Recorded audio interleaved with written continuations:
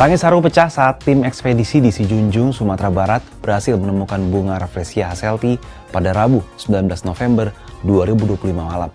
Bagi tim ilmiah, penemuan ini merupakan pencapaian penting dalam upaya pelestarian flora langka.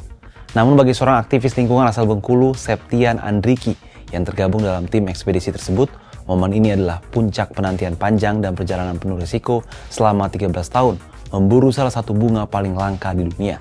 Bagaimana kisahnya dan apa bedanya dengan Rafflesia arnoldi yang selama ini populer di kalangan masyarakat Indonesia?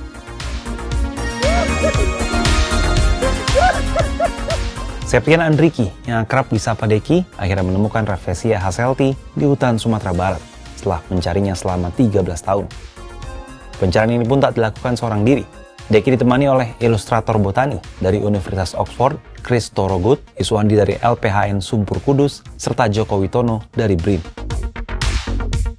Akun resmi University of Oxford di Instagram menyebut bahwa tanaman ini mungkin lebih sering dilihat oleh harimau dibanding manusia.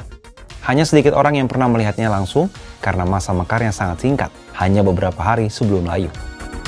Menurut laporan Antara, Rafflesia hasselti terakhir kali tercatat mekar di perkebunan warga di Desa Tanjung Gelang, Kabupaten Rejang Lebon, Bengkulu pada 2023. Sebagian orang mungkin bertanya-tanya, apa sih bedanya Rafflesia hasselti dengan bunga Rafflesia arnoldi yang selama ini populer di kalangan masyarakat luas? Mengutip Plantamor, Rafflesia hasselti adalah tumbuhan holoparasit dari famili Rafflesiae yang bersifat menahun.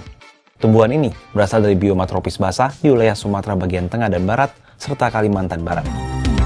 Di Indonesia, spesies ini dikenal dengan sebutan cendawan matahari. Nama ilmiahnya pertama kali diperkenalkan oleh botanis Willem Frederik Rainer Suringer pada tahun 1879. Selain itu, masyarakat juga mengenalnya sebagai cendawan muka harimau, yang berarti jamur berwajah harimau. Julukan lain adalah Rafflesia merah putih, merujuk pada warna merah kecoklatan dengan bercak-bercak putih besar dan tidak beraturan. Melansir Kompas.com, riset dari Pusat Riset Biosistematika dan Evolusi BRIN, Rida Mahyuni, menjelaskan bahwa Rafflesia hasselti dan arnoldi dapat dibedakan dari sejumlah karakter morfologi yang sangat teknis.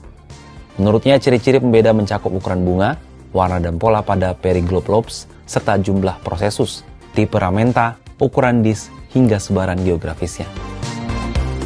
Ia menambahkan bahwa Rafflesia arnoldi umumnya ditemukan di Bengkulu dan Sumatera Barat, sementara Rafflesia hasselti juga memiliki kerabat di dekat semenanjung Malaysia. Selanjutnya dari sisi habitat, Rafflesia hasselti cenderung tumbuh di ketinggian tertentu, yang tumbuh di hutan primer dan sekunder pada ketinggian 400 hingga 600 di atas permukaan laut.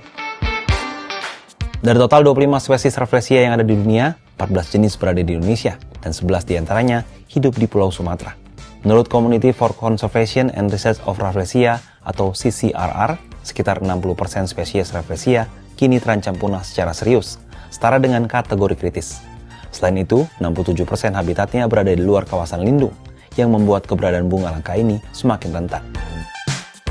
Data lapangan menunjukkan bahwa jumlah bunga individu Rafflesia hasselti kurang dari 10 kuncup per lokasi.